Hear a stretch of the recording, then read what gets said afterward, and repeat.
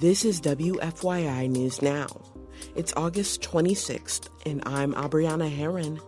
On today's show, Bill Gates visits Indianapolis to see IU's latest research into Alzheimer's disease. Secretary of State Diego Morales accuses the world's largest financial asset manager of violating state law.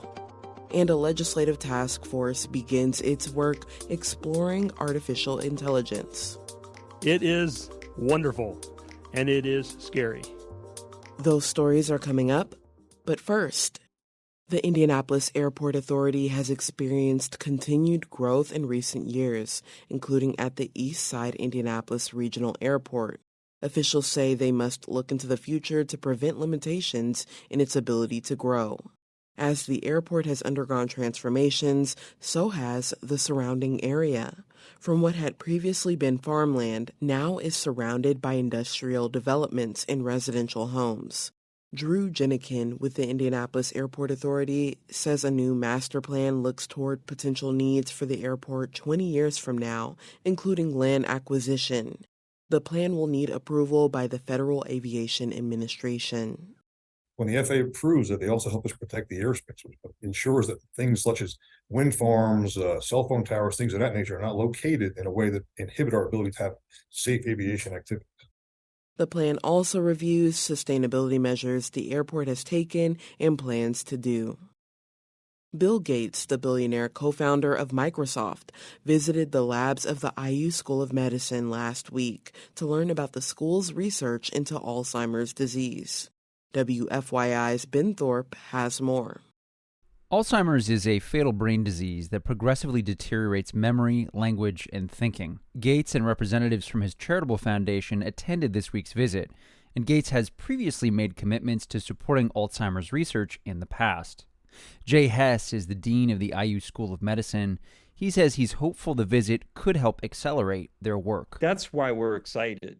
It was neat to meet Bill Gates, but it's more like this is really starting to build up momentum. And I'm sure this won't be the last of people to, visit the research team.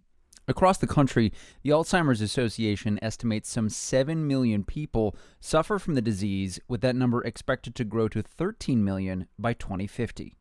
I'm Ben Thorpe. Indiana Secretary of State Diego Morales is accusing BlackRock, the world's largest financial asset manager, of violating state law by misleading Hoosiers about its investment strategy. Indiana Public Broadcasting's Brandon Smith reports BlackRock calls the allegations a politically motivated attack. A cease and desist order alleges that BlackRock publicly said it engaged in, quote, ESG integration across all our active portfolios. ESGs are policies that consider the environmental or social impacts of their investments.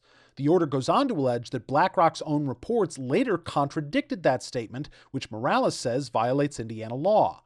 The order also accuses BlackRock of misleading clients by saying that ESG strategies produce better long-term outcomes, while the state alleges BlackRock's own returns say otherwise. In a statement, BlackRock says Morales, quote, completely mischaracterizes BlackRock's approach to investing. The company says it plans to defend itself against this arbitrary use of state power. For Indiana Public Broadcasting, I'm Brandon Smith at the State House. And for our final story today, a legislative task force exploring artificial intelligence began its work by learning how state government currently uses AI. Task Force co-chair Representative Matt Lehman began the first meeting by reading off a long list of pros and cons of artificial intelligence.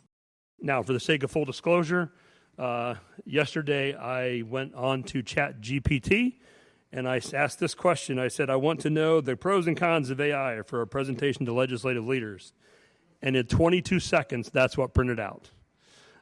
It is wonderful, and it is scary. State government is already using AI in multiple ways. The Department of Workforce Development uses it to develop recommendations for training, education, and other resources to people applying for unemployment benefits. The Office of Technology uses it internally to scan security logs and look for warning signs. And it's testing a new chatbot the public can use to find state government information. IoT Chief Information Officer Tracy Barnes assured lawmakers the information people put into the chatbot stays within state government. So our data is not being fed into public models or public ChatGPT or public LLMs in any capacity. And that's the big piece that we're working and focusing on right now is governance and protection to make sure that any data that we ingest does not get made available to anything on the public on the outside.